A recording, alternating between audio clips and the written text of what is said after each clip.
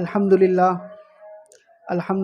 نحمده ونستعینه ونستغفره ونؤمن به ونتوکل علیہ ونعوذ باللہ من شرور انفسنا ومن سیئات اعمالنا من يهده الله فلا مضل له ومن يضلله فلا هادي له ونشهد أن لا إله إلا الله وحده لا شريك له ونشهد أن سيدنا ومولانا محمدا صلى الله عليه وسلم قال الله تبارك وتعالى في القرآن المجيد والفرقان الحميد أعوذ بالله من الشيطان الرجيم بسم الله الرحمن الرحيم لقد كان لكم في رسول الله أسوة حسنة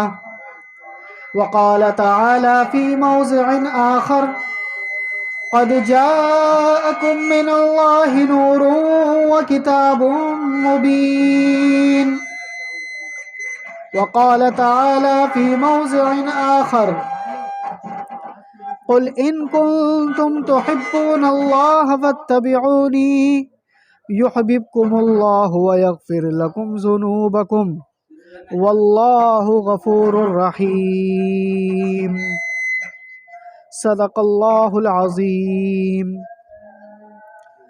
اللهم صل على محمد وعلى آل محمد كما صليت على إبراهيم وعلى آل إبراهيم إنك حميد مجيد اللهم بارك على محمد وعلى آل محمد كما باركت على إبراهيم وعلى آل إبراهيم إنك حميد مجيد سبحانك لا علم لنا إلا ما علمتنا إنك أنت العليم الحكيم رب اشرح لي صدري ويسر لي أمري واحلل عقدة من لساني يفقه قولي رب زدني علما اللهم يسر ولا تعسر وتمم بالخير آمین۔ وہ شہر محبت جہاں مصطفیٰ ہیں وہیں گھر بنانے کو دل چاہتا ہے، وہ سونے سے کنکر وہ چاندی سی مٹی نظر میں بسانے کو دل چاہتا ہے،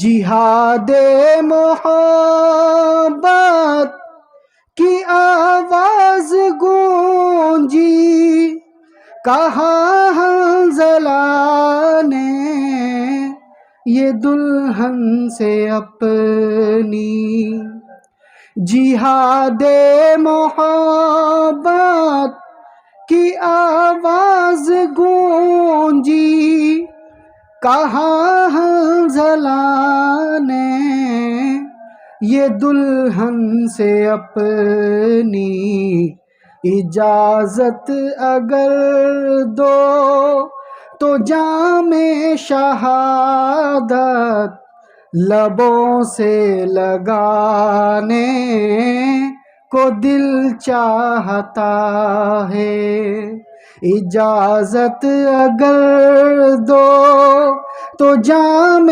شہادت لبوں سے لگانے کو دل چاہتا ہے، جو پوچھا نبی نے کہ کچھ گھر بھی چھوڑا تو صدیق اکبر کے ہونٹوں پہ آیا، جو پوچھا نبی نے کہ کچھ گھر بھی چھوڑا تو صدیق اکبر کے ہونٹوں پہ آیا، وہاں مال و دولت کی کیا ہے ضرورت، جہاں جاں لٹانے کو دل چاہتا ہے، جہاں جاں لٹانے کو دل چاہتا ہے۔ ستاروں سے یہ چاند کہتا ہے ہر دم، تمہیں کیا بتاؤں وہ ٹکڑوں کا عالم۔ ستاروں سے یہ چاند کہتا ہے ہر دم، تمہیں کیا بتاؤں وہ ٹکڑوں کا عالم۔ اشارے میں آقا کہ اتنا مزہ تھا کہ پھر ٹوٹ جانے کو دل چاہتا ہے، اشارے میں آقا کہ اتنا مزہ تھا کہ پھر ٹوٹ جانے کو دل چاہتا ہے۔ وہ ننھا سا اصغر ایڑی رگڑ کر یہی کہہ رہا تھا، وہ خیمے میں رو کر، اے بابا میں پانی کا پیاسا نہیں ہوں، میرا سر کٹانے کو دل چاہتا ہے۔ وہ شہر محبت جہاں مصطفیٰ ہیں، وہیں گھر بنانے کو دل چاہتا ہے۔ آپ میں سے کسی کا دل چاہتا ہے؟ جی، مدینے میں کسی کا اپنا گھر بنانے کا دل چاہتا ہے؟ اللہم ارزقنا شہادۃ فی سبیلک واجعل موتنا فی بلد رسولک۔ اے اللہ ہمیں موت دے، وہ بھی شہادت کی، اور اپنے محبوب کے شہر مدینہ کی، انشاءاللہ۔ میرے محترم بھائیوں، دوستوں، بزرگوں، اللہ رب العزت نے ساری دنیا کے انسانوں کو پیدا فرمایا، ساری دنیا کے انسانوں کو پیدا فرمانے کے بعد دنیا میں بھیجا، ساری دنیا کے انسانوں کو پیدا فرمانے کے بعد عالم ارواح کے اندر ایک سوال کیا۔ کیا سوال کیا؟ الست بربکم، الست بربکم، کیا میں تمہارا رب نہیں ہوں؟ کیا میں تمہیں پالنے والا نہیں ہوں؟ کیا میں تمہیں پیدا کرنے والا نہیں ہوں؟ قالو، سب نے کہا، قالو، سب نے کہا۔ آدم علیہ السلام سے لے کر قیامت تک جتنے انسان آئیں گے سب نے کہا بلا یا اللہ، یہ بھی کوئی پوچھنے کی بات ہے؟ بلا یا اللہ، یہ بھی کوئی پوچھنے کی بات ہے؟ آپ ہی ہمارے رب ہیں، آپ ہی نے ہمیں پیدا کیا، آپ ہی کے حکم سے ہم بنے، ہم تو کچھ نہیں تھے، ہمارا تو وجود بھی نہیں تھا، ہمارا تو کوئی نطفہ بھی نہیں تھا، ہمارا تو کوئی پانی بھی نہیں تھا، آپ ہی نے ہمیں بنایا، بلا یا اللہ، آپ ہی ہمارے رب ہیں۔ اللہ رب العزت نے ارشاد فرمایا، آج تو تم کہہ رہے ہو بلا، کیوں نہیں، آپ ہی ہمارے رب ہو، لیکن میں تمہیں آزماؤں گا، لیکن میں تمہیں دیکھوں گا کہ یہ بلا، یہ کہنا، یہ ماننا کہ تم دنیا میں بھی میری مانتے ہو یا نہیں۔ عالم ارواح میں تو تم نے مجھ سے وعدہ کر لیا، عالم ارواح میں تو تم نے میری مان لی، اپنا رب مجھے مان لیا، میں دنیا میں بھیجنے کے بعد دیکھوں گا کہ پھر کہوں گا میں تم سے الست بربکم، کیا میں تمہارا رب نہیں ہوں؟ اس وقت دیکھوں گا کہ جب فجر کی اذان ہوگی اور میں کہوں گا حی علی الصلاۃ، آؤ کامیابی کی طرف، حی علی الفلاح، آؤ بھلائی کی طرف، اس وقت جو کہے گا کہ بلا، جی میں حاضر ہوں، اس وقت جو کہے گا بلا جی میں حاضر ہوں اور میں آ کر نماز پڑھوں گا تو وہ تو میرا ماننے والا فرما بردار بنے گا، اور جو نماز نہیں پڑھے گا اور جو گھر میں سو رہا ہوگا اور جو گھر میں بے سکونی سے سو رہا ہوگا اس سے میں پوچھوں گا الستُ بربکم الستُ بربکم، کیا میں تمہارا رب نہیں ہوں؟ کیا میں تمہارا رب نہیں ہوں؟ کیا تم مجھے بھول گئے؟ وہاں تو تم نے کہا تھا بلا یا اللہ آپ ہی ہمارے رب ہیں، میں تمہیں آزماؤں گا، میں تمہیں دیکھوں گا، دنیا میں ہر پل میں تمہیں آزماؤں گا، دنیا میں ہر موقع پر میں تمہیں آزماؤں گا۔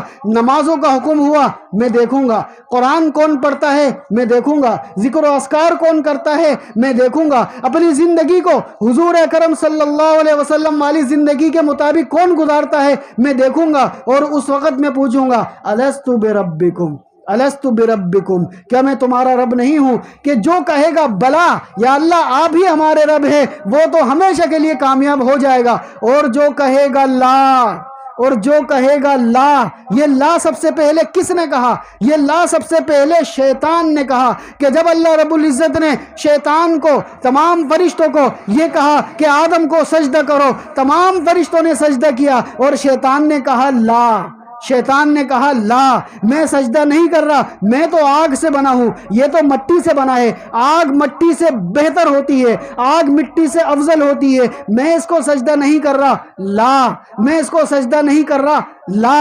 اور جنہوں نے سجدہ کیا اور جنہوں نے اللہ کی بات کو مانا، جن فرشتوں نے اللہ کی بات کو مانا، انہوں نے کہا بلا کیوں نہیں یا اللہ آپ ہی ہمارے رب ہیں، آپ کا حکم ہم تابع دار، آپ نے کہا ہم فرما بردار، آپ نے کہا ہم نے سجدہ کر دیا، ہم تو سجدہ کرنے والوں میں سے ہیں، اور جو سجدہ نہیں کرتا وہ ہے لا، جس نے سجدہ نہیں کیا اس نے کہا لا اور وہ بن گیا شیطانوں میں سے۔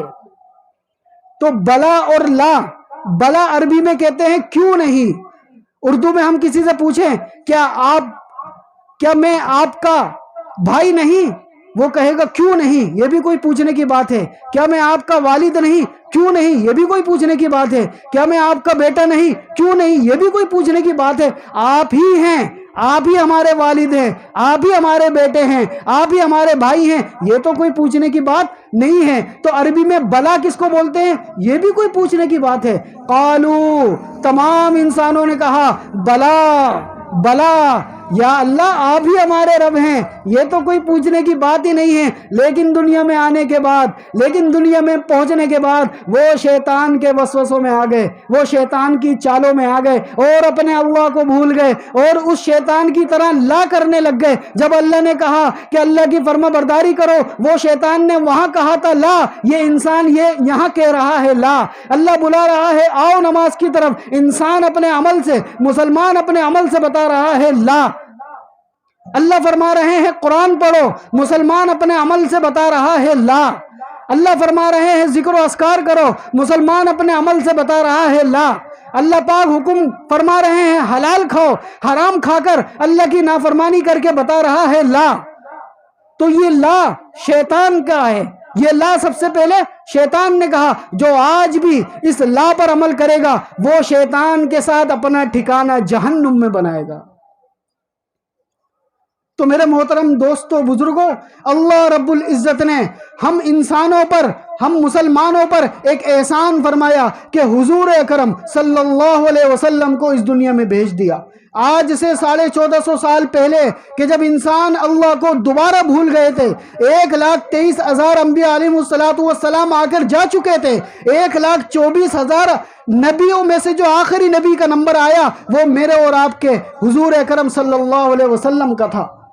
اس وقت تمام انسان اللہ کو بھول چکے تھے، اللہ کی نافرمانی کر چکے تھے، تو اللہ رب العزت نے حضور اکرم صلی اللہ علیہ وسلم کو بھیج کر یہ ارشاد فرما دیا قد جاءکم من اللہ نور و کتاب مبین، قد جاءکم من اللہ نور و کتاب مبین، آ گیا انسانوں کے پاس، آ گیا انسانوں کی ہدایت کرنے والا، آ گیا لوگوں کو اللہ کی طرف بلانے والا، آ گیا لوگوں کو گمراہی سے نکالنے والا، آ گیا لوگوں کو اللہ والا بنانے والا کون؟ وہ نور، وہ محمد صلی اللہ علیہ وسلم کہ جو اپنے ساتھ ساری دنیا کے انسانوں کے لیے رحمت للعالمین بن کر آئے، جو ساری دنیا کے انسانوں کے لیے پیار و محبت بن کر آئے، جو ساری دنیا کے انسانوں کے لیے پیار کرنے والے بن کر آئے، جو ساری دنیا کے انسانوں کے لیے غم لے کر آئے، جو ساری دنیا کے انسانوں کے لیے رونا لے کر آئے، جو ساری دنیا کے انسانوں کے لیے ہمیشہ کے لیے کامیابی لے کر آئے، وہ خاتم الانبیاء، وہ خاتم الرسل، وہ امام الانبیاء، وہ آگے قد جاءکم من اللہ نور و کتاب مبین، اور اپنے ساتھ قرآن کریم کو بھی لے کر آئے۔ قد جاءکم من اللہ نور و کتاب مبین، نور یہاں آپ صلی اللہ علیہ وسلم کو لقب دیا، صفاتی نام سے پکارا، نور سے پکارا۔ نور بولتے ہیں روشنی کو، نور بولتے ہیں روشنی کو، اجالے کو۔ اگر کتاب انسان کے پاس موجود ہو اور روشنی نہ ہو، اندھیرا ہو، سورج کی روشنی بھی نہ ہو، بجلی کی روشنی بھی نہ ہو، کسی اور طریقے سے بھی روشنی نہ ہو، تو بتاؤ اس اندھیرے کے اندر کتاب پڑھ سکتا ہے؟ اندھیرے میں کتاب پڑھ سکتا ہے؟ نہیں پڑھ سکتا۔ اس کتاب کو پڑھنے کے لیے روشنی چاہیے، اس کتاب کو پڑھنے کے لیے اجالا چاہیے۔ تو اللہ رب العزت نے ارشاد فرما دیا نور و کتاب مبین، وہ کتاب مبین، وہ قرآن کریم وہ لے کر آئے، اور ساتھ میں میں نے نور کو بھی بھیجا، ساتھ میں نے اس روشنی کو بھی بھیجا جس کی تعلیمات پر عمل کرنا نور ہے، کہ جس کی سنتوں پر عمل کرنا نور ہے، جس کی بات کو ماننا نور ہے، کہ جس کے طریقوں کے مطابق زندگی گزارنا نور ہے۔ وہ خود نور علی نور، وہ خود نور علی نور، اس کی تعلیمات پر عمل کرنا نور علی نور۔ تو قرآن کریم ہو اور ساتھ میں آپ صلی اللہ علیہ وسلم کی تعلیمات بھی ہو، تب جا کر قرآن سمجھ میں آئے گا کہ قرآن کریم کس کے مطابق گزارنا ہے، قرآن کریم پر کس کے مطابق عمل کرنا ہے؟ آپ صلی اللہ علیہ وسلم کے مطابق۔ قرآن کریم میں کیا احکامات ہے؟ آپ صلی اللہ علیہ وسلم نے بتائے۔ مرنے کے بعد کیا ہوگا؟ آپ صلی اللہ علیہ وسلم نے بتایا۔ لَقَدْ كَانَ لَكُمْ فِي رَسُولِ اللَّهِ أُسْوَةٌ حَسَنَةٌ، لَقَدْ كَانَ لَكُمْ فِي رَسُولِ اللَّهِ أُسْوَةٌ حَسَنَةٌ۔ اے لوگو، اے مسلمانوں، تمہارے لیے محمد الرسول اللہ صلی اللہ علیہ وسلم کی زندگی مبارکہ ایک نمونہ ہے۔ تمہارے لیے حضور اکرم صلی اللہ علیہ وسلم کی عبادت کرنا ایک نمونہ ہے۔ تمہارے لیے حضور اکرم صلی اللہ علیہ وسلم کے معاملات کرنا ایک نمونہ ہے۔ تمہارے لیے حضور اکرم صلی اللہ علیہ وسلم کے اخلاقیات ایک نمونہ ہے۔ اگر تم چاہتے ہو، اللہ سے محبت کرتے ہو، اگر تم کامیابی چاہتے ہو، تو اس حضور اکرم، اس محمد الرسول اللہ صلی اللہ علیہ وسلم کی طریقے کے مطابق اس کی زندگی کو اپنی زندگی بناؤ، اس کے طور طریقوں کو اپنے طور طریقے بناؤ، اس کی سنتوں سے محبت کرو۔ اگر تم اس سے محبت کرتے ہو، اگر تم اس کے مطابق زندگی گزارتے ہو، تم اللہ کے محبوب بندے بن جاؤ گے۔ لَقَدْ كَانَ لَكُمْ فِي رَسُولِ اللَّهِ أُسْوَةٌ حَسَنَةٌ۔ انسان کے پاس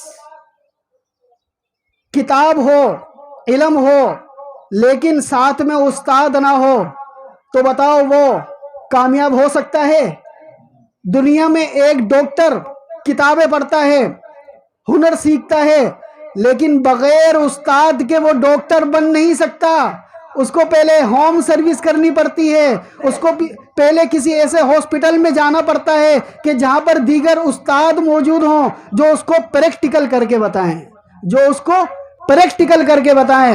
تو اس دین پر عمل کرنا پریکٹیکل کر کے بتایا آپ صلی اللہ علیہ وسلم نے، عملی نمونہ پیش کر کے بتایا آپ صلی اللہ علیہ وسلم نے۔ پھر آپ صلی اللہ علیہ وسلم کو فالو کیا، پھر آپ صلی اللہ علیہ وسلم کے نقش قدم پر چلے صحابہ کرام رضوان اللہ تعالی علیہم اجمعین۔ کیوں؟ وہ یہ کہا کرتے تھے کہ نقش قدم نبی کے ہیں، نقش قدم نبی کے ہیں، جنت کے راستے اللہ سے ملاتے ہیں سنت کے راستے۔ لَقَدْ كَانَ لَكُمْ فِي رَسُولِ اللَّهِ أُسْوَةٌ حَسَنَةٌ۔ آگے ارشاد فرمایا، اللہ رب العزت فرما رہے ہیں وَمَا آتَاكُمُ الرَّسُولُ فَخُذُوهُ وما آتاکم الرسول فخذوه وما نہاکم عنہ فانتہوا۔ اے لوگو، یہ جو محمد صلی اللہ علیہ وسلم جن باتوں کے تمہیں کرنے کا حکم دے رہے ہیں ان کو کرو، جن باتوں سے یہ تمہیں منع کر رہے ہیں ان سے رک جاؤ۔ وما آتاکم الرسول فخذوه وما نہاکم عنہ فانتہوا، یہ فرما رہے ہیں اللہ کی عبادت کرو، اللہ کے علاوہ کوئی عبادت کے لائق نہیں، اس کی مان لو۔ یہ فرما رہے ہیں کہ حلال کھاؤ حرام نہ کھاؤ، اس کی مان لو۔ یہ فرما رہے ہیں اللہ کو 5 وقت یاد کرو، اس کی مان لو۔ یہ فرما رہے ہیں اپنے اخلاقیات کو اچھا کرو، اس کی مان لو۔ یہ فرما رہے ہیں آنکھوں سے بد نظری نہ کرو، اس کی مان لو۔ یہ فرما رہے ہیں کانوں سے گانے نہ سنو، اس کی مان لو۔ یہ فرما رہے ہیں چوری نہ کرو، اس کی مان لو۔ یہ فرما رہے ہیں ڈکیتی نہ مارو، اس کی مان لو۔ یہ فرما رہے ہیں نشہ نہ کرو، اس کی مان لو۔ وما آتاکم الرسول فخذوه وما نہاکم عنہ فانتہوا، جس سے یہ منع کر رہے ہیں اس سے رک جاؤ، جن چیزوں سے یہ منع کر رہے ہیں اس سے رک جاؤ۔ تمہاری کامیابی اسی میں ہے، تمہاری کامیابی اسی میں ہے، جو یہ دے رہے ہیں اس کو لے لو، جن سے یہ منع فرما رہے ہیں اس سے رک جاؤ۔ اب پتہ کیسے چلے گا کہ کون اللہ سے محبت کرتا ہے؟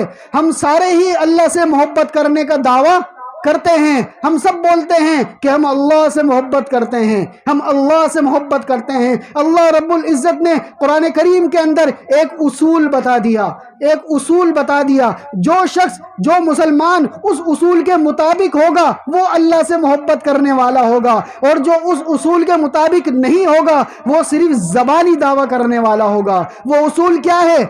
فرمایا قل ان کنتم تحبون اللہ فاتبعونی، قل ان کنتم تحبون اللہ فاتبعونی۔ اے میرے پیارے، اے میرے حبیب، اے میرے رسول، اے میرے نبی، اے محمد صلی اللہ علیہ وسلم، آپ فرما دیجئے ان مسلمانوں سے، ان کنتم تحبون اللہ، اگر تم اللہ سے محبت کرنے کا دعویٰ کرتے ہو، اگر تم اللہ سے محبت کرنے کی باتیں کرتے ہو تو فتبعونی، میری اتباع کرو، میری فرما برداری کرو، میرے نقش قدم پر چلو، جن چیزوں کے میں نے کرنے کا کہا ہے وہ کرو، جن چیزوں سے میں نے منع فرمایا ہے ان سے رک جاؤ۔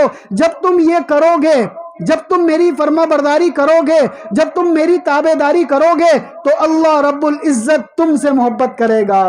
قل ان کنتم تحبون اللہ فاتبعونی یحببکم اللہ ویغفر لکم ذنوبکم، اور اللہ رب العزت تم سے محبت تو کرے گا ہی، ساتھ میں جو تم سے لغزشیں ہو گئی، ساتھ میں جو تم سے گناہ ہو گئے، ساتھ میں جو تم نے اپنی زندگی برباد کر لی، اللہ رب العزت ان گناہوں کو بھی معاف کر دے گا۔ یغفر اللہ لکم ذنوبکم، اور اللہ رب العزت تمہارے گناہوں کو بھی معاف کر دے گا۔ یہ آیت مبارکہ جب صحابہ کرام کے سامنے آئی تو سب سے پہلے حضرت ابو بکر صدیق رضی اللہ تعالی عنہ کہ جنہوں نے آپ صلی اللہ علیہ وسلم کے ساتھ ساری زندگی گزاری، جنہوں نے آپ صلی اللہ علیہ وسلم کی رات بھی دیکھی، جنہوں نے دن بھی دیکھا، کہ جنہوں نے آپ صلی اللہ علیہ وسلم کا بچپنا بھی دیکھا، کہ جنہوں نے آپ صلی اللہ علیہ وسلم کا لڑک پن بھی دیکھا، کہ جنہوں نے آپ صلی اللہ علیہ وسلم کو 40 سال کی عمر میں نبوت ملنے والا واقعہ بھی دیکھا، کہ جنہوں نے ہر جگہ ہر وقت آپ صلی اللہ علیہ وسلم کے ساتھ گزارا، اب ان کا آخری وقت آ گیا ہے اور وفات سے چند گھنٹے پہلے اپنی بیٹی کے پاس پیغام پہنچا رہے ہیں۔ کون بیٹی؟ حضرت عائشہ رضی اللہ تعالی عنہا، کہ جو کہ امہات المؤمنین ہیں، جو کہ مسلمانوں کی مائیں ہیں، ان سے جا کر یہ سوال کر رہے ہیں کہ بتاؤ مجھے کہ آپ صلی اللہ علیہ وسلم کا جب انتقال ہوا تو ان کو کتنے کفن میں دفن کیا گیا تھا؟ کیوں پوچھ رہے ہیں؟ کیا ان کو معلوم نہیں تھا؟ وہ اس لیے پوچھ رہے ہیں کہ تاکہ دنیا کے مسلمانوں کو یہ پیغام مل جائے کہ آپ صلی اللہ علیہ وسلم کی ہمیشہ سے اتباع کرنی ہے، آپ صلی اللہ علیہ وسلم کی ہر جگہ اتباع کرنی ہے، آپ صلی اللہ علیہ وسلم کی ہر وقت اتباع کرنی ہے۔ جبھی تو وہ پوچھ رہے ہیں اور اللہ سے یہ دعا کی کہ یا اللہ میں اتنی ہی عمر میں دنیا سے جانا چاہتا ہوں جتنی عمر میں آپ صلی اللہ علیہ وسلم اس دنیا سے گئے۔ جب آپ صلی اللہ علیہ وسلم اس دنیا سے تشریف لے جا رہے تھے تو آپ صلی اللہ علیہ وسلم کی اس وقت عمر 63 سال تھی۔ کتنی؟ 63 سال تھی۔ اور جس وقت حضرت ابو بکر صدیق رضی اللہ تعالی عنہ اس دنیا سے جا رہے تھے ان کی عمر مبارک بھی 63 سال تھی۔ ایسی محبت، ایسا پیار، ایسی اتباع، ایسی فرما برداری، ایسے نقش قدم پر چلنا، کیوں؟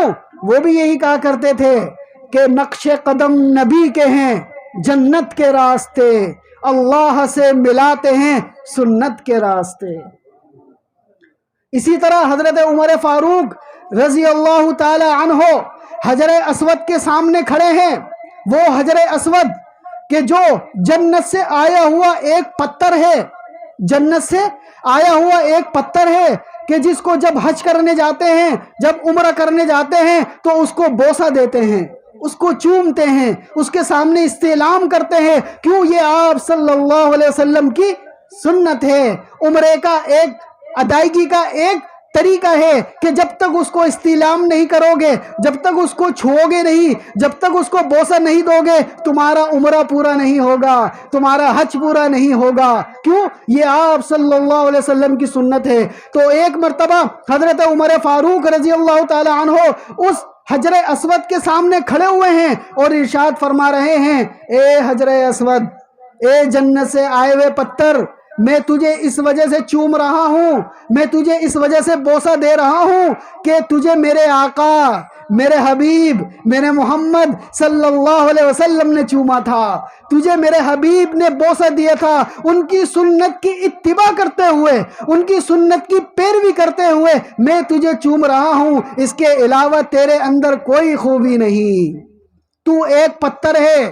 اب آپ یہاں پر یہ بات سمجھیں کہ اگر کسی کے پاس کسی بڑے افسر کا کوئی خط آتا ہے تو کیسے پتہ چلے گا کہ اسی افسر نے بھیجا ہے؟ اس افسر کے اس کے اوپر سائن ہوتے ہیں، دستخط ہوتے ہیں، اسٹیمپ لگی ہوتی ہے۔ اسی طرح یہ خانہ کعبہ اللہ رب العزت کا منتخب شدہ وہ جگہ ہے کہ جہاں پر اللہ رب العزت نے ساری دنیا کے انسانوں کو، مسلمانوں کو کہا کہ خانہ کعبہ کی طرف اپنا منہ کر کے نماز ادا کیا کرو، عبادت ادا کیا کرو، اور ساتھ میں جنت سے مہر بھیج دی، وہ حجر اسود، جاؤ جا کر اس پر لگا دو کہ یہ اللہ کا بھیجا ہوا ایک جنت کا پتھر ہے۔ تو وہ مہر ہے، وہ اسٹیمپ ہے، وہ سائن ہے کہ جو حجر اسود کی شکل میں وہاں لگا ہوا ہے۔ تو میرے محترم دوستو، سنت سے محبت کرنا، آپ صلی اللہ علیہ وسلم کے طریقے سے محبت کرنا، تو حضرت عمر فاروق رضی اللہ تعالی عنہ حجر اسود کو کیوں بوسہ دے رہے ہیں؟ اس سنت پر عمل کر رہے ہیں۔ گویا کہ وہ بھی یہی کہہ رہے ہیں کہ نقش قدم نبی کے ہیں جنت کے راستے، اللہ سے ملاتے ہیں سنت کے راستے۔ حضرت عثمان غنی رضی اللہ تعالی عنہ اپنے ساتھی حمان بن یمان کو بلاتے ہیں اور کہتے ہیں کہ وضو کا پانی لے کر آؤ۔ وہ جگ کے اندر، لوٹے کے اندر وضو کا پانی لے کر آتے ہیں۔ حضرت عثمان غنی رضی اللہ تعالی عنہ وضو فرماتے ہیں اور اس کے بعد وضو کرنے کے بعد کی دعا فرماتے ہیں اور مسکراتے ہیں، اور مسکراتے ہیں اور فرماتے ہیں کہ پتہ ہے میں کیوں مسکرایا تھا؟ پتہ ہے میں کیوں مسکرایا؟ آج سے چند سال پہلے کہ جب میں آپ صلی اللہ علیہ وسلم کے پاس تھا تو آپ صلی اللہ علیہ وسلم نے مجھ سے کہا تھا، اے عثمان ذرا وضو کے لیے پانی تو لے کر آؤ، اور میں پانی لے کر آیا۔ اسی طرح آپ صلی اللہ علیہ وسلم نے وضو فرمایا، اسی طرح آپ صلی اللہ علیہ وسلم نے وضو کے بعد کی دعا فرمائی اور اس کے بعد مسکرائے۔ اور اس کے بعد مسکرائے۔ تو میں نے اس سنت پر عمل کیا ہے کہ جس طرح آپ صلی اللہ علیہ وسلم نے وضو کیا میں نے بھی ویسے ہی وضو کیا، کہ جس طرح آپ صلی اللہ علیہ وسلم نے دعا پڑھی میں نے بھی ویسے دعا پڑھی، کہ جس طرح آپ صلی اللہ علیہ وسلم مسکرائے میں بھی اسی طرح مسکرایا۔ یہ ہے محبت، یہ ہے اتباع، یہ ہے نقش قدم۔ کیوں؟ وہ بھی یہی کہہ رہے تھے کہ نقش قدم نبی کے ہیں، جنت کے راستے اللہ سے ملاتے ہیں سنت کے راستے۔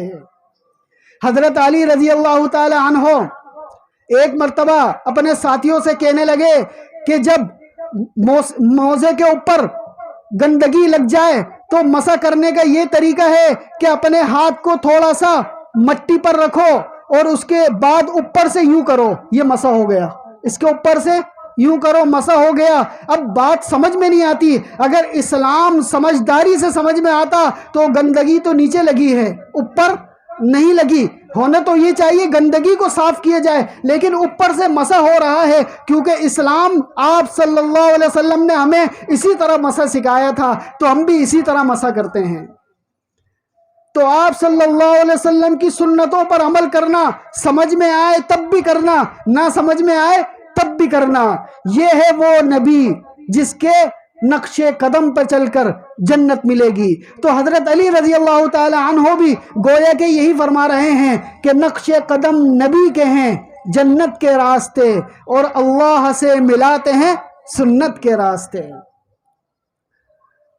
ایک بڑی عمر کے صحابی تھے محمد بن اسلم رضی اللہ تعالی عنہ، بوڑھے ہو گئے، ضعیف ہو گئے، 60-70 سال سے بھی زیادہ عمر کے ہو گئے۔ ایک مرتبہ مدینے کے بازار میں سودا لینے گئے اور واپس سودا لے کر گھر میں آ گئے، پھر ان کو اچانک یاد آیا کہ آپ صلی اللہ علیہ وسلم نے ارشاد فرمایا تھا کہ جب بھی مدینے کے اندر آؤ تو میری مسجد نبوی میں آ کر 2 رکعت نفل پڑھ کے جانا۔ میں تو بغیر نفل پڑھے آ گیا، واپسی گھر سے گئے اور جا کر مسجد نبوی کے اندر وضو فرمایا اور 2 رکعت نفل پڑھ کے پھر آئے، کہ میں کیوں چھوڑ دوں اپنے نبی کی سنت، میں کیوں چھوڑ دوں اپنے نبی کا حکم، میں کیوں چھوڑ دوں اپنے نبی کے طریقے، میں تو پورا کروں گا۔ وہ واپسی پیدل گئے اور جا کر 2 رکعت نفل پڑھ کے پھر آئے۔ کیوں؟ وہ بھی یہی کہا کرتے تھے کہ نقش قدم نبی کے ہیں، جنت کے راستے اللہ سے ملاتے ہیں سنت کے راستے۔ اسی طرح میرے عزیزو، بعض سنتیں ایسی ہوتی ہیں کہ جن کو کرنا مشکل ہوتا ہے اور بعض سنتیں آسان ہوتی ہیں۔ آج مسلمان آسان سنتوں کو بھی چھوڑ گیا، آسان سنتیں پانی آپ صلی اللہ علیہ وسلم کے طریقے کے مطابق پینا، سنت کے مطابق پینا۔ کتنے ہی مسلمان ایسے ہیں کہ جن کو سنتیں ہی نہیں پتہ۔ عام مسلمان آج چھوٹی چھوٹی سنتیں بھی بھول گیا، کھانا کھانے کی سنت، کھانا کھانے کی دعائیں، پانی پینے کی دعائیں، صبح اٹھنے کی دعائیں، جاگنے کی دعائیں، سونے کی دعائیں، اسی طرح چلنے پھرنے کی دعائیں، صبح سورہ یاسین پڑھنا، اور اسی طرح مغرب کے بعد سورہ واقعہ پڑھنا، اور اسی طرح عشاء کے بعد سورہ ملک پڑھنا۔ کتنے ہی لوگ ہیں اس پر عمل نہیں کرتے۔ یہ کس کی سنتیں ہیں؟ یہ کس نے فرمایا ہے کہ سورہ یاسین صبح پڑھا کرو؟ کس نے فرمایا ہے کہ سورہ واقعہ مغرب کے بعد پڑھا کرو؟ کس نے فرمایا ہے سورہ ملک عشاء کے بعد پڑھا کرو؟ کس نے فرمایا ہے کہ پانی بیٹھ کر پیا کرو، 3 سانسوں میں پیا کرو، سیدھے ہاتھ سے پیا کرو، دیکھ کر پیا کرو، پینے کے بعد الحمدللہ کہا کرو؟ یہ کون فرما رہا ہے؟ یہ رسول اللہ صلی اللہ علیہ وسلم فرما رہے ہیں۔ آج مسلمان ان آسان سنتوں سے بھی چلا گیا۔ کتنی فکر کی بات ہے، کتنے دکھ کی بات ہے کہ ہم نام لیوا ہیں حضور اکرم صلی اللہ علیہ وسلم کے، اور آج ہمیں ان کی سنتیں بھی یاد نہیں، آج ہمیں ان کے طریقے بھی یاد نہیں۔ ایک مرتبہ ایران جس وقت سپر پاور تھا، اس کا بادشاہ تھا جس کا نام تھا کسرا۔ کیا نام تھا؟ کسرا۔ ایران کا بادشاہ، ساری دنیا پہ حکومت کرنے والا، ساری دنیا کو اپنے ہاتھ سے کنٹرول کرنے والا، ساری دنیا کے کفاروں کو جمع کر کے ایک فوج بنانے والا، اس تک مسلمانوں کا پیغام گیا کہ اللہ کی مان لو، اللہ کی مان لو، یہ جو تم کفر کرتے ہو، یہ جو تم اللہ کی نافرمانی کرتے ہو، اس سے باز آ جاؤ، ورنہ مدینے سے ہم نکل رہے ہیں، ورنہ مدینے سے ہم آ رہے ہیں، تو پھر جنگ کے لیے تیار ہو جاؤ۔ تو اس بادشاہ تک یہ بات پہنچی، اس نے کہا ٹھیک ہے، اپنے صحابہ کو بھیجو مذاکرات کے لیے، میں بات کرنے کے لیے تیار ہوں۔ وہاں سے چند صحابی آئے، اس میں سے ایک تھے جن کا نام تھا ربعہ بن عامر۔ ربعہ بن عامر آئے، دیکھا کہ دروازے پر وزیر اعظم ہاؤس کے باہر، صدر ہاؤس کے باہر سیکیورٹی کھڑی ہوئی ہے، لوگ کھڑے ہوئے ہیں، ان کو روک لیا، رک جائیے، اندر جانے کے لیے آپ کو یہ کپڑے اتارنا پڑیں گے اور ہمارا جبہ پہننا پڑے گا۔ اگر آپ کسرا کے سامنے جانا چاہتے ہو تو یہ جبہ پہن کر جاؤ، یہ میل کچیل والے کپڑے اتارو، کیونکہ وہ مدینے سے ایران آئے تھے، اس وقت نہ جہاز تھے نہ کوئی سواری تھی، ظاہر ہے کپڑے میلے کچیلے ہو گئے ہوں گے۔ انہوں نے کہا ہم کسی کا دیا ہوا جبہ نہیں پہنتے، ہم کسی کی خیرات نہیں لیتے، اگر بادشاہ کو ملنا ہے تو اسی طرح مل، اگر بادشاہ کو ملنا ہے تو اسی طرح مل، جاؤ جا کر پیغام دے دو، نبی محمد صلی اللہ علیہ وسلم کے چاہنے والے آ گئے ہیں، نبی محمد صلی اللہ علیہ وسلم پر جان لٹانے والے آ گئے ہیں، آ جاؤ، آ کر بات کر لو، ورنہ تیار ہو جاؤ۔ وہ سیکورٹی اندر گئی، اندر جا کر کہا کہ کوئی دیوانے آئے ہیں، کوئی عجیب باتیں کرنے والے آئے ہیں، وہ تو آپ کا جبہ بھی نہیں لے رہے، وہ تو آپ کا جبہ بھی نہیں لے رہے۔ اس نے کہا چلو ٹھیک ہے، ان کو بلا کے لاؤ۔ اب باہر گئے تو ربعہ بن عامر رضی اللہ تعالی عنہ کے پاس ایک تلوار تھی، اور وہ تلوار بھی ٹوٹی ہوئی، اس تلوار کو انہوں نے کترنوں سے باندھا ہوا تھا، یہ جو کپڑا ہوتا ہے نا کترنے، ان کترنوں سے باندھا ہوا تھا۔ ابھی وہ سیکورٹی پوچھنے اندر گیا ہوا ہے دربان، اور وہ اپنی کترنے کھول کے تلوار کو ٹھیک کر رہے ہیں۔ وہ آ جاتا ہے، آ کر دیکھتا ہے اس کے پاس تو تلوار ہے وہ بھی ٹوٹی ہوئی، تلوار ہے وہ بھی ٹوٹی ہوئی۔ کہنے لگا اے ربعہ بن عامر، کیا تم ان تلواروں سے ایران کو فتح کرو گے؟ ان تلواروں سے کسرا کو شکست دو گے؟ وہ ربعہ بن عامر کہنے لگے کہ تم نے یہ ٹوٹی ہوئی تلوار دیکھی ہے، یہ ٹوٹی ہوئی تلوار دیکھی ہے، اس تلوار کو چلانے والا ہاتھ نہیں دیکھا، اس تلوار کو چلانے والا ہاتھ نہیں دیکھا۔ اگر دیکھنا ہے تو لے کر آؤ اپنے اندر سے، اپنے محل کے اندر سے کوئی ایسی چیز کہ جو ٹوٹ نہ سکتی ہو، میں اسی تلوار سے توڑ کے دکھاؤں گا۔ وہ لے کر آیا ایک بہت بھاری چیز اور کہا اس کو توڑ کے دکھاؤ۔ ربعہ بن عامر رضی اللہ تعالی عنہ نے ایسی تلوار چلائی کہ ایک وار کیا اور اس کے 2 ٹکڑے کر دیے۔ یہ کیا ہے؟ یہ وہ سنت ہے، یہ کون سی طاقت ہے جو اللہ نے ان کو دی ہے؟ یہ سنت پر عمل کرنے کی طاقت ہے۔ اندر گئے، اندر جا کر دیکھا کہ بادشاہ سلامت، وہ کسرا، وہ اوپر سیٹ پر بیٹھا ہے، اوپر کرسی پر بیٹھا ہے، اور اس کے سامنے سارے انسان یوں ہاتھ بڑے کھڑے ہیں، یوں ہاتھ باندھے کھڑے ہیں۔ ربعہ بن عامر رضی اللہ تعالی عنہ کہنے لگے اس بادشاہ سے، یہ کون سی بے عزتی ہے کہ ایک انسان تو اوپر بیٹھا ہوا ہے اور سارے انسان اس کے سامنے کھڑے ہوئے ہیں، یہ بے ادبی ہے۔ ہمارے نبی محمد صلی اللہ علیہ وسلم نے فرمایا ہے کہ انسان کو چاہیے کہ ہر کسی کے ساتھ برابری کا معاملہ کرے۔ اگر تم ہم سے بات کرنا چاہتے ہو تو کھڑے ہو جاؤ، یا پھر ہمارے لیے بھی کرسیاں منگاؤ، کھڑے ہو جاؤ یا پھر ہمارے لیے کرسیاں منگاؤ۔ وہ کہنے لگا یہ کون سی کو بادشاہ نہیں سمجھتے، بادشاہ کو بادشاہ نہیں سمجھتے، اور مجھ سے بدتمیزی کر رہے ہیں اور میری بے ادبی کر رہے ہیں۔ اسی دوران چند صحابی دوسری جگہ کچھ کھانا کھا رہے تھے جن کا نام تھا حضرت حذیفہ بن یمان رضی اللہ تعالی عنہ۔ وہ کھانا کھا رہے تھے، کھانا کھانے کے دوران ان کے ہاتھ سے ایک نوالا گر گیا، ہاتھ سے ایک نوالا گر گیا۔ اب وہ اس نوالے کو اٹھانے لگے، ایک دوسرے صحابی نے ان کو کوہنی ماری، یہ کیا کر رہے ہو؟ ہم پتہ ہے کس کے پاس بیٹھے ہوئے ہیں، یہ لوگ بولیں گے کیسے ندیدے لوگ ہیں کہ زمین سے نوالا اٹھا کر کھا رہے ہیں۔ فرمایا کہ اترک میں چھوڑ دوں اپنے محمد صلی اللہ علیہ وسلم کی سنت کو، کہ آپ صلی اللہ علیہ وسلم نے ارشاد فرمایا تھا کہ اگر تم کھانا کھا رہے ہو اور تمہارے ہاتھ سے نوالا گر جائے تو اس نوالے کو صاف کر کے کھا لو، ہو سکتا ہے اس نوالے کے اندر ہی اللہ نے برکت رکھی ہو۔ تو کیا میں اپنے نبی کی سنت چھوڑ دوں؟ اپنے نبی کی سنت چھوڑ دوں؟ لا، میں تو نہیں چھوڑوں گا۔ کس کی وجہ سے؟ ہؤلاء الاحمقات، ان احمقوں کی وجہ سے چھوڑ دوں، ان احمقوں کی وجہ سے چھوڑ دوں؟ تو وہ صحابی رسول نوالا اٹھا کر کھا رہے ہیں۔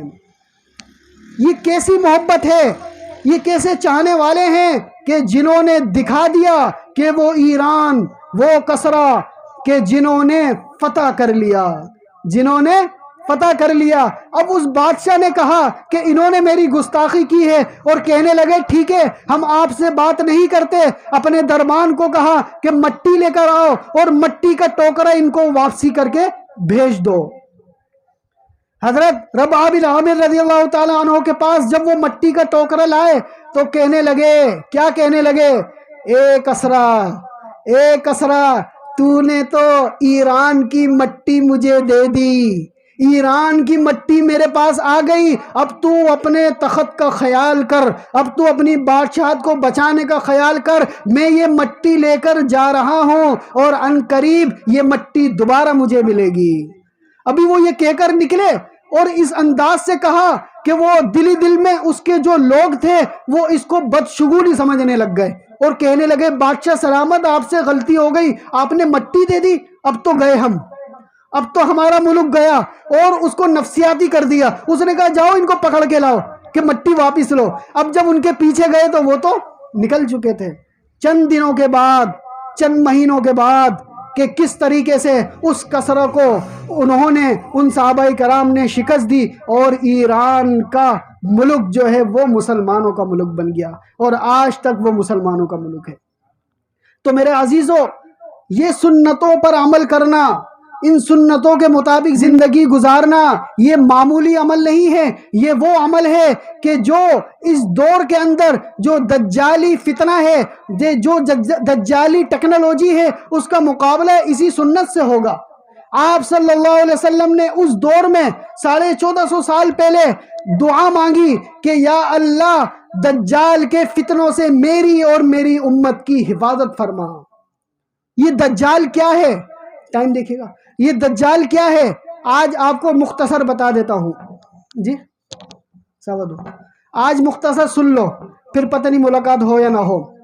احباب جمع ہے، میر حال دل کہہ لے، احباب جمع ہے، میر حال دل کہہ لے، پتہ نہیں پھر یہ دوستہ رہے نہ رہے، پتہ نہیں پھر ملاقات ہو یا نہ ہو۔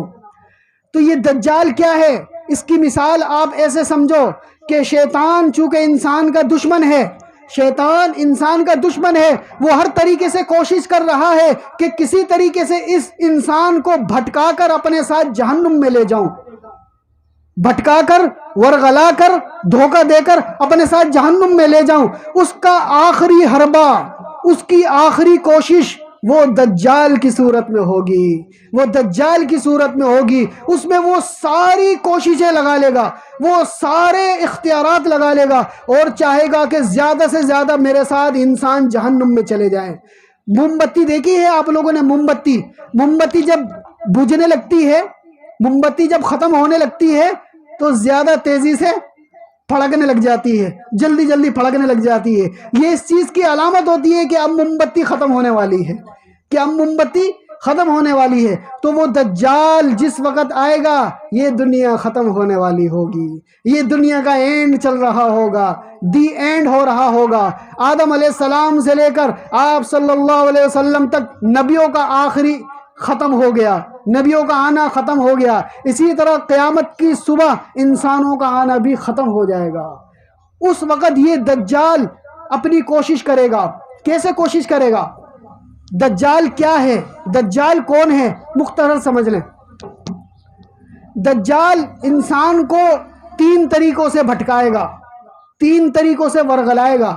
پہلی چیز، اس کے پاس ایسی طاقت ہوگی کہ اگر اس کی بات مانو گے تو ٹھیک ہے، نہیں مانو گے تو وہ ظلم کرے گا، نہیں مانو گے تو وہ سزا دے گا، جیسے فرعون دیتا تھا، جیسے قارون دیتا تھا، تو اس کے بعد طاقت بھی ہوگی، اس کے پاس طاقت بھی ہوگی، اور وہ یہ کہے گا کہ بولو میں تمہارا رب ہوں، بولو میں تمہارا خدا ہوں، بولو میں نے یہ زمین اور آسمان بنائی ہے، بولو میں نے تمہیں پیدا کیا ہے، بولو۔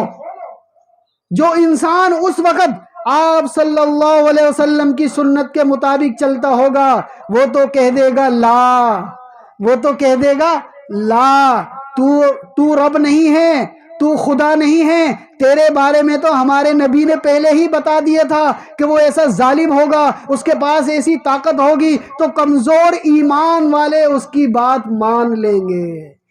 وہ کافروں کے لیے نہیں آئے گا، وہ کافروں کے لیے نہیں آئے گا، وہ مسلمانوں کے لیے آئے گا۔ کافر تو اس کا ساتھ دیں گے، کافر تو اس کا ساتھ دیں گے، وہ تو مسلمانوں کا عقیدہ خراب کرنے آئے گا، وہ تو مسلمانوں کو ورغلانے آئے گا، اور کمزور ایمان والے مسلمان اس کی بات مان لیں گے، اس کی بات مان لیں گے اور مرتد ہو جائیں گے اور اسلام کو چھوڑ دیں گے۔ جب وہ کہے گا مانو ورنہ میں مارتا ہوں، وہ ڈر جائیں گے، وہ ربیعہ بن عامر نہیں بنیں گے، وہ حذیفہ نہیں بنیں گے۔ کیوں؟ ربیعہ بن عامر کہاں بول رہے ہیں؟ وہ بادشاہ کے سامنے بول رہے ہیں کہ ہم آپ صلی اللہ علیہ وسلم کی سنت کو نہیں چھوڑ سکتے۔ تو پہلا طریقہ اس کا ہوگا کہ وہ ظلم کرے گا، ظلم کے ذریعے سے مسلمانوں کو دھوکہ دے گا۔ دوسرا طریقہ لالچ دے گا، دوسرا طریقہ لالچ دے گا۔ کیا چاہیے تمہیں؟ گھر چاہیے، بنگلہ چاہیے، گاڑی چاہیے، دولت چاہیے، شہرت چاہیے، میں دیتا ہوں۔ آج بھی ایسا ہے، اگر کوئی انسان کسی کو کچھ پیسے دے تو وہ اس کے گن گاتا ہے، وہ اس کے آگے پیچھے گھومتا ہے، وہ اس کی ہر بات اچھی یا بری مانتا ہے۔ تو وہ دجال جو طاقتور بھی ہوگا، وہ دجال جو دولت مند بھی ہوگا اور کہے گا تمہیں یہ چاہیے، تمہیں گاڑی چاہیے، لے لو، لیکن میری بات مانو۔ کون خدا؟ میں تمہارا خدا، میں تمہارا رب، میں تمہارا پالنے والا، اللہ نہیں میں، اللہ نہیں میں۔ کہ جو اس وقت کمزور ایمان والے مسلمان ہوں گے، کہ جن کے دل میں دنیا کی محبت ہوگی، کہ جو دنیا کی چیزوں کے حاصل کرنے میں لگے ہوں گے، وہ تو اس کی بات مان لیں گے اور آپ صلی اللہ علیہ وسلم کی سنتوں کو بھلا دیں گے۔ تیسرا طریقہ اس کے پاس ایسی ٹیکنالوجی ہوگی، ایسی ٹیکنالوجی ہوگی کہ اس ٹیکنالوجی کے ذریعے سے انسانوں کو، مسلمانوں کو دھوکہ دے گا۔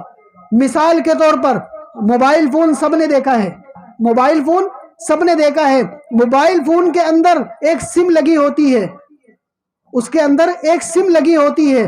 اس سم کا کام یہ ہوتا ہے کہ اس کے ذریعے سے فون آتا ہے اور جاتا ہے۔ اس سم کا کام ایک ٹیکنالوجی بنا رہی ہوتی ہے، اس سم کو ایک ٹیکنالوجی چلا رہی ہوتی ہے۔ وہ ٹیکنالوجی جو بظاہر ہمیں دکھ نہیں رہی، وہ ٹیکنالوجی کہ جو بظاہر ہمیں یہاں پر دکھ نہیں رہی لیکن ہے۔ اگر وہ ٹیکنالوجی نہ ہو تو موبائل کے اندر سگنل ہی نہ آئے، اگر وہ ٹیکنالوجی نہ ہو تو موبائل کے اندر سگنل نہ آئے، تو پتہ چلا ٹیکنالوجی ہے لیکن دکھ نہیں رہی۔ تو وہ دجال اس ٹیکنالوجی میں ایسا ماہر ہوگا کہ آج 2023 کے اندر جو ٹیکنالوجی موجود ہے اور جو 500-5000 سال بعد اس دنیا میں ٹیکنالوجی آئے گی، وہ ٹیکنالوجی آج بھی دجال کے پاس موجود ہے۔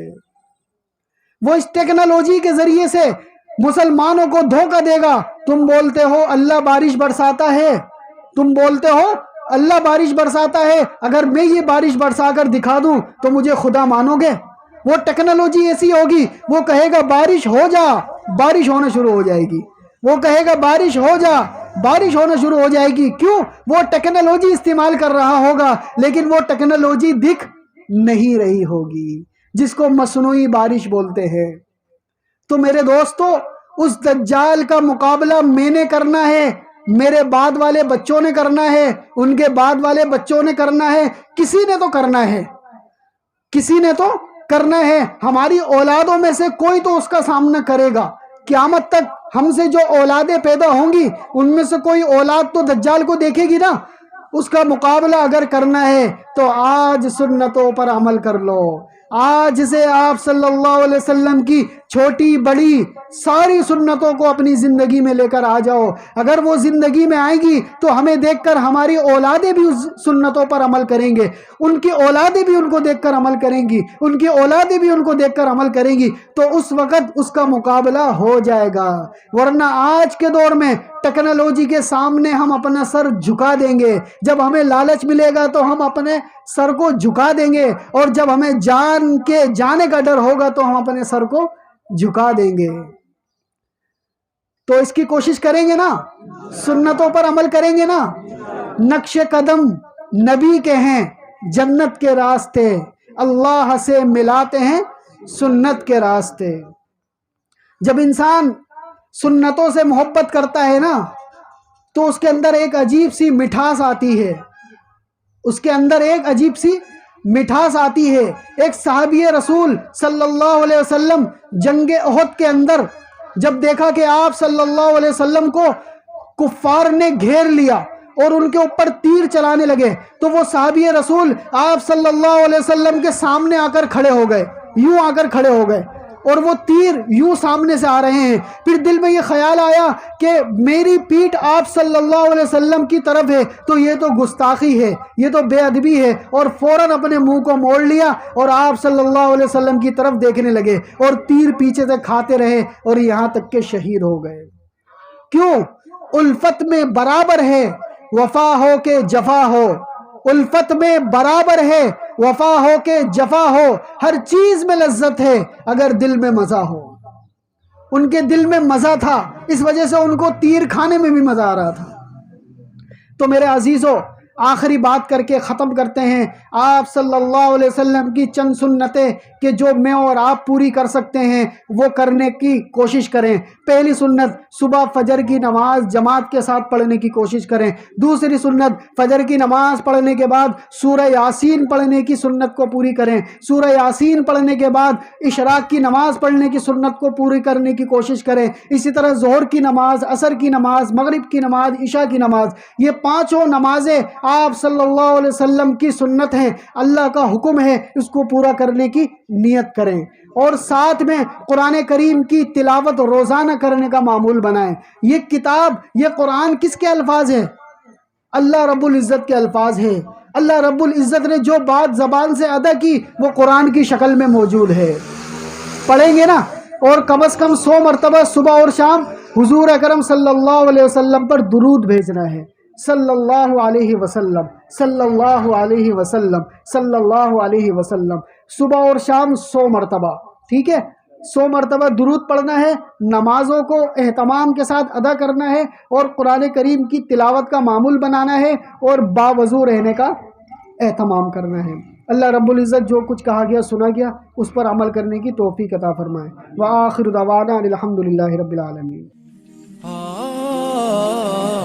درس قرآن، درس حدیث، اصلاحی بیانات، فقہی مسائل اور وظائف کے لیے مفتی ابو بکر انصاری کے چینل کو سبسکرائب